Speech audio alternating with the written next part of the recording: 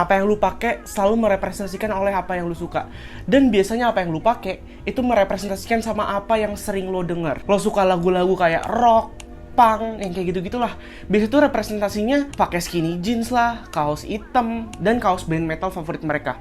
Kalau misalkan lo denger lagu yang skena-skena atau yang skena-skena, tahu sendiri lah outfit anak skena kayak gimana, nggak perlu gue jelasin lagi macam-macam banget. Karena akarnya atau rootnya sendiri itu ada di jalanan, rap selalu berhubungan dengan yang namanya streetwear atau pakaian yang biasa dipakai di jalan. Pakaian sehari-hari lah, biasanya identik dengan sweatpants, celana-celana baggy, sepatu sport, oversized tee, dan lain-lain. Dan nggak bisa dipungkiri juga kalau misalkan fashion sekarang tuh lagi berkembang banget. Industri rap dan hip hop juga punya andil yang benar-benar besar banget di berkembangnya industri fashion ini. Ada banyak banget rapper atau figur di dunia hip hop yang punya style keren-keren sampai mereka tuh di reach out sama brand-brand besar. Bahkan banyak figur-figur ini tuh punya signature shoes-nya sendiri. Wah, biasanya kan signature shoes itu yang dipunya sama pemain basket, pemain bola.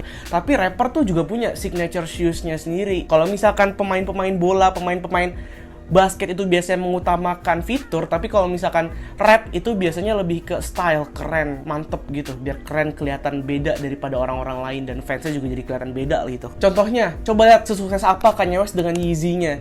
Dan menurut gua tuh kadang nama Yeezy lebih besar daripada nama Kanye West-nya sendiri. Pada masanya Yeezy juga punya saham yang benar-benar besar banget sama Adidas dan jadi salah satu figur yang bisa membesarkan nama Adidas sampai sekarang. Intinya kalau misalkan nggak ada Yeezy, nggak ada lah Adidas yang kayak sekarang. Ada pasti kalau misalkan rapper collab sama brand itu pasti harganya udah kegoreng parah. Coba lihat aja contohnya Travis Scott collab sama Nike, wah itu harganya udah gila-gilaan banget.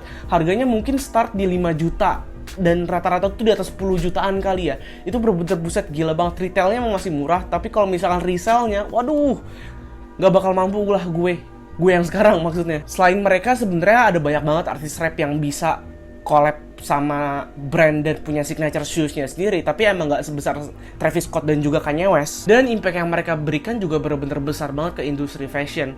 Beberapa figur lainnya yang pernah collab sepatu sama brand, contohnya kayak Tyler, The Creator dengan Goff LaFleur sama Converse, MF Doom sama Nike, Pharrell Williams sama Nike, Drake sama Jordan, macem-macem banget. Dan mereka punya andil yang benar-benar besar banget di industri fashion dan juga rap itu sendiri. Suksesnya penjualan yang bisa dibawa oleh rapper-rapper punya signature shoes ini tuh bisa menggambarkan seberapa besar impact yang diberikan oleh rapper-rapper kepada industri fashion dunia. Karena ya emang mereka dari awalnya tuh super duper fashionable banget.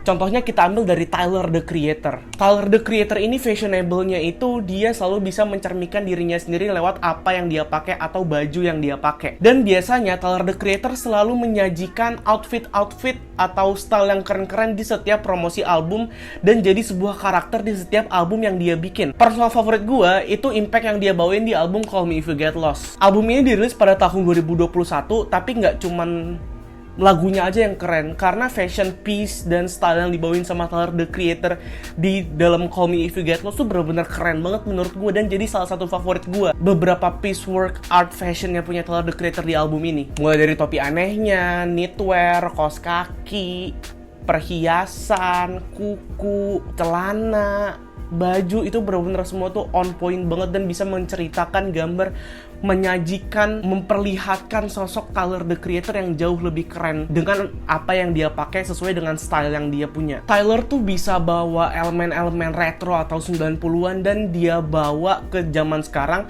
tapi pas kita lihat di zaman sekarang tuh nggak kelihatan jadul sama sekali, melainkan style ini tuh justru bisa fit in banget di zaman sekarang. Intinya walaupun dia pakai style lama, tapi dia tetap bisa bikin style ini menjadi sebuah fashion yang baru lah di tahun-tahun ini. Kerennya Tyler, The Creator tuh di situ menurut gue. Coba lihat di sini, dia pakai loafers, work jacket, topi, dan celana yang bener-bener nggak tahu kenapa tuh ciri khasnya dia banget gitu. Semuanya tuh terpaku di 90s banget, tapi masih kelihatan up to date. Tapi di sisi lain juga, ini bener-bener satu hal yang baru kita lihat gitu. Di sini tuh dia kelihatan 90s banget, tapi gimana dia bisa memadu padani dengan zaman sekarang, menurut gue itu ada di work jacket yang dia pakai di dalam style ini. Karena tahun 2021 bisa dibilang juga work jacket adalah sebuah style yang baru lah. Di sisi lain, baju-baju piece yang dia pakai tuh justru kelihatan kayak retro banget. Jadi ini tuh bikin style yang dia pakai sekarang tuh super duper up to date, padahal dia pakai style jadul. Uniknya Tyler juga tuh selain dia bawain sesuatu yang keren-keren ke dalam sebuah fashion atau outfit yang dia pakai, dia juga sering banget menggunakan hal-hal aneh tapi somehow di dia tuh daripada aneh, lebih merujuk ke keren atau fashionable gitu loh. Contoh promosi album Igor, di sebuah karakter yang dia namain sebagai Igor itu sendiri. Ini karakter super duper weird, aneh, gak jelas banget.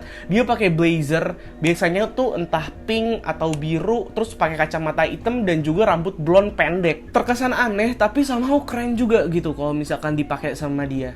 Di sisi lain juga karena aneh dan uniknya fashion Tyler the Creator di sini, dia jadi salah satu figur yang Dia jadi salah satu figur yang sangat stand out banget gitu di masanya. Dan karena apa yang dia pakai itu stand out, akhirnya albumnya jadi banyak yang penasaran dan banyak juga yang denger. Kejeniusan Tyler the Creator membawakan baju-baju aneh dan kerennya dia tuh bisa bawain ke Tyler the Creator sebuah figur baru di mata publik dan masyarakat, sehingga orang-orang melihat dia sebagai karakter yang unik tapi keren juga di sisi lain gitu. Dia bisa bikin sesuatu yang nyeleneh, tapi di sisi lain orang juga kelihatan kagum gitu. Nah, hal-hal ini yang bikin Tyler the Creator jadi salah satu ikon di industri fashion, rap, dan hip hop gitu. Sebenarnya masih ada beberapa contoh fit Tyler yang nyeleneh dan keren at the same time juga. Contohnya kayak Chromacopia kemarin, itu bisa dibilang nyeleneh juga. Coba mana ada orang pakai wig dengan rambut kayak gitu, terus pakai baju army tapi tetap kelihatan cool dan keren dan punya karakternya dia sendiri gitu loh. Beberapa contoh-contoh lain tuh kayak album Goblin dia tuh yang pakai topeng warna hijau, itu kan bener-bener super weird banget. Ya masih kelihatan weird banget karena itu kan di zaman-zamannya Tyler masih lucu-lucunya gitu loh. Dia waktu itu masih bisa bikin fine. Tapi kalau misalkan sekarang Tyler lebih serius, lebih keren. Jadi outfitnya selain nyeleneh juga keren juga at the same time. Itulah kerennya Tyler the Creator di industri fashion. Dan kalau misalkan gue udah bahas Tyler the Creator, gue gak mungkin bahas bestie atau gay-nya dia di masa lalu, yaitu A$AP Rocky.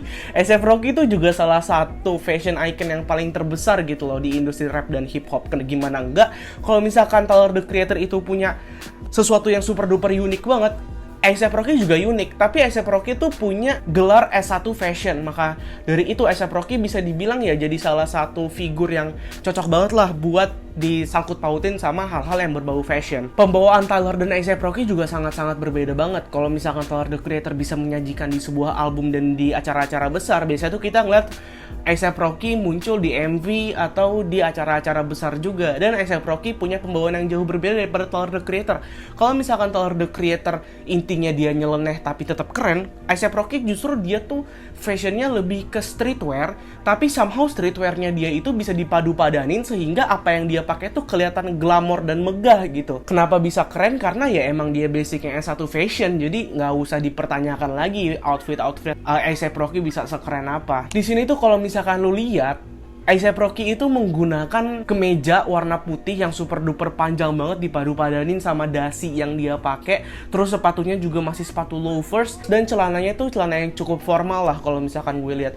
Tapi langsung ditabrak sama dia jeder pakai bomber jacket yang agak boxy gitu. Jadi kelihatannya kayak ini tetap cocok buat dipakai di acara besar, tapi di samping itu juga ini juga tetap ada kesan streetnya yang dibawain sama A$AP Rocky di dalam outfit yang dia pakai di salah satu acaranya dia ini. Jadi ya kalau misalkan lihat dari contoh ini udah bener-bener keren banget gitu loh.